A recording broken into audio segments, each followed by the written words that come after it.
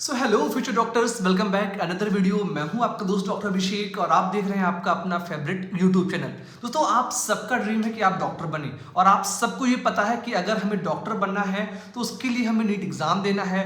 न सिर्फ NEET exam देना है, नीट एग्जाम को क्वालिफाई करना है और अगर हम चाहते हैं एक गवर्नमेंट एमबीबीएस कॉलेज से एमबीबीएस करना तो उसके लिए हमें नीट एग्जाम में अच्छा स्कोर करना भी काफ़ी इंपॉर्टेंट होता है। तो आज अपनी इस वीडियो में मैं आपको इसी के बारे में बताने वाला हूं कि कैसे आप सभी फर्स्ट अटैम्प्ट में यानी कि अपने पहले प्रयास में नीट एग्जाम को क्वालिफाई कर सकते हैं। ना सिर्फ क्वालिफाई कर सकते हैं, आप जो है अच्छा स्कोर कर एक गवर्नमेंट एमबीबीएस कॉलेज जाने का प्लान भी बना सकते हैं। तो चलिए वीडियो की शुरुआत करते हैं। आपको एमबीबीएस करना है इंडिया से या फिर इंडिया के बाहर अब्रॉड से, दोनों ही कंडीशन में नीट एग्जाम को क्वालिफाई करना बहुत इंपॉर्टेंट है। क्वालिफाई करें उससे पहले कुछ बेसिक्स पॉइंट को समझाता हूं मैं आपको। देखिए, किसी भी एग्जाम को क्रैक करने के लिए या किसी भी एग्जाम में अच्छा स्कोर करने के लिए 7 बेसिक पॉइंट होते हैं। अगर आप मेरे बताए गए 7 बेसिक पॉइंट से 7 पॉइंट्स को फॉलो कर लेते हैं तो मैं गारंटी देता हूं कि आप नीट एग्जाम में अच्छा स्कोर कर सकते हैं और अपने ड्रीम एमबीबीएस कॉलेज भी आप जा सकते हैं। पहला पॉइंट ये कहता है कि किसी भी एग्जाम को देने के लिए सबसे इंपॉर्टेंट पॉइंट ये है कि आप उस एग्जाम के पैटर्न और उस एग्जाम के सिलेबस को सबसे पहले समझ लें कि क्या पढ़ना है और कैसे पढ़ना है। जिस दिन आप इस पॉइंट को समझ जाएंगे तो आगे की जो आपकी रास्ता है, आपकी जो मंजिल है वो आपके पास आ जाएगी और रास्ते आसान हो जाएंगे। अब आप सबको पता है कि नीट एग्जाम जो होता है वो बेसिकली जो है पेन पेपर बेस्ड होता है। एग्जाम में सभी क्वेश्चंस होते हैं ऑप्शनल यानी कि बहुविकल्पीय। एक क्वेश्चन होगा, उसके लिए आपको 4 ऑप्शन दिए होंगे, एक ऑप्शन सही है, आपको उसी ऑप्शन को टिक करना होता है। आपके नीट एग्जाम में फिजिक्स, केमिस्ट्री और बायोलॉजी से क्वेश्चन पूछे जाते हैं। सबसे ज्यादा क्वेश्चंस आपके बायोलॉजी से आते हैं 360 मार्क्स, और 360 में आपको फिजिक्स और केमिस्ट्री क्वेश्चंस मिलते हैं 180 ईच। 180 क्वेश्चंस नंबर्स होते हैं फिजिक्स से और 180 होते हैं आपके केमिस्ट्री से। जबकि जूलॉजी और बॉटनी का हम ऐड कर दें तो 360 नंबर्स आते हैं आपके बायोलॉजी पोर्शन से। अगर आप सिर्फ और सिर्फ बायोलॉजी पढ़ते हैं तब भी आप अपने नीट एग्जाम को क्वालिफाई कर सकते हैं। लेकिन बात सिर्फ क्वालिफाई करने की नहीं है, हम आपको ये भी बताएंगे कि कैसे आप फर्स्ट अटेम्प्ट में अच्छा स्कोर कर अपने ड्रीम एमबीबीएस कॉलेज जाएं। क्वालिफाई तो आप वैसे भी कर लेंगे, ठीक है। तो सिलेबस आपने देख लिया, आपने पैटर्न समझ लिया। नेक्स्ट पॉइंट कहता है कि एक बेहतर स्टडी प्लान बनाना, एक अच्छा स्टडी प्लान बनाना। यहां पर आपको ये देखना है कि बात फिजिक्स की, केमिस्ट्री की या बायोलॉजी की है तो किसमें मैं वीक हूं। जिसमें आप वीक हैं उसको आप ज्यादा पढ़ें। दूसरी बात, आप ये भी डिसाइड करें कि जब जो आपका स्टडी प्लान हो, आप उस स्टडी टाइम के आवर्स में आप अवेलेबल हो पढ़ने के लिए। जहां पर आपके पास कोई अदर काम ना हो, आपको नींद ना आए, आपको खाने का टाइम, हर एक टाइम को सबसे पहले आप मैनेज करें। सपोज डेट आपको 6 बजे से उठना है तो आपका जो शेड्यूल होगा वो 7 बजे से स्टार्ट होगा, क्योंकि आप मॉर्निंग उठिए, फ्रेश होइए, ब्रेकफास्ट करिए, उसके बाद आप पढ़ना स्टार्ट करिए, ठीक है। अब मॉर्निंग का समय फ्रेश होता है तो आप उसमें फिजिक्स के कॉन्सेप्ट पढ़ सकते हैं, आप केमिस्ट्री पढ़ सकते हैं, यानी जो भी आपका वीक सब्जेक्ट है आप उस पर ज़्यादा टाइम देंगे। जो कि आपका स्ट्रॉन्ग सब्जेक्ट है उस पर आप टाइम देंगे। ऐसा नहीं कि बहुत बिल्कुल टाइम देंगे, लेकिन आप ये मैनेज कर चलेंगे कि हमको अगर नीट में अच्छा स्कोर करना है तो फिजिक्स और केमिस्ट्री में अच्छा स्कोर करना कंपलसरी है। तो फिजिक्स और केमिस्ट्री को मान लिया आप अगर डेली 4 आवर पढ़ते हैं तो आपका 8 आवर चला गया, और बचे हुए जो आपके पास टाइम है उसमें आप बायोलॉजी को पढ़ेंगे और बाकी आप रेस्ट भी करेंगे। Proper rest, proper diet, healthy life style के साथ में आपको पढ़ना है। तो इसलिए एक अच्छा स्टडी प्लान बनाएं जिसको आप रेगुलर फॉलो कर लें। ये है हमारा सेकंड पॉइंट। थर्ड पॉइंट क्या कहता है, रेगुलर स्टडी और रिवीजन।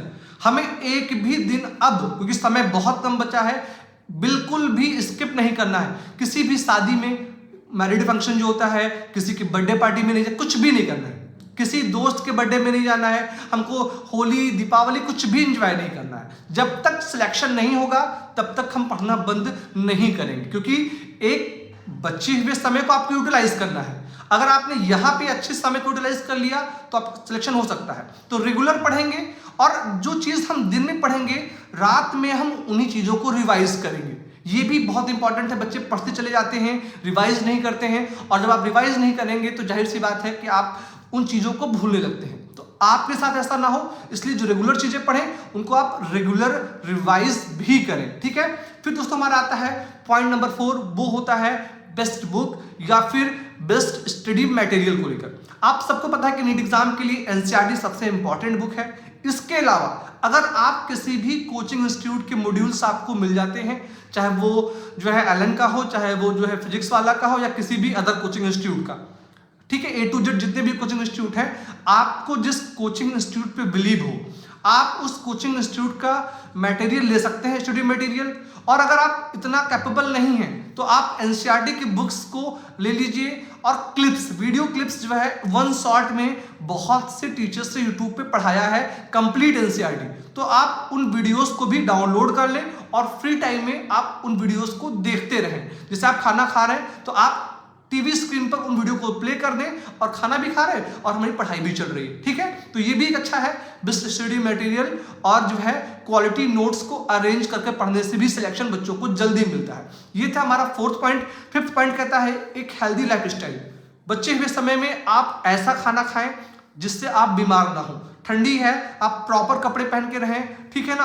आप आसपास जो है ऑल आउट या फिर जो नेट है उनको यूज कर, ताकि आपको मच्छर ना काटें। आप मतलब ऐसी लाइफ स्टाइल में रहें जिससे आपका एक भी दिन वेस्ट ना हो। इस समय मौसम चेंज हो रहा है तो फीवर, कोल्ड जैसी बहुत सारी प्रॉब्लम्स बच्चों को हो रही हैं। जिस बच्चे को कोल्ड हो गया उसका 2-3 दिन 4 दिन चला गया, तो वो आपके पास इतना टाइम नहीं है। इसलिए आप अपनी लाइफ स्टाइल को, अपनी डाइट प्लान को ऐसा सेट करें जिससे आपको प्रॉपर मिनरल्स मिलते रहें, प्रॉपर न्यूट्रिएंट्स मिलते रहें, एंटीऑक्सीडेंट डाइट्स लेते रहें जिसमें आपको जो है एनर्जी भी रहे और आपको कोई बीमारी भी ना हो।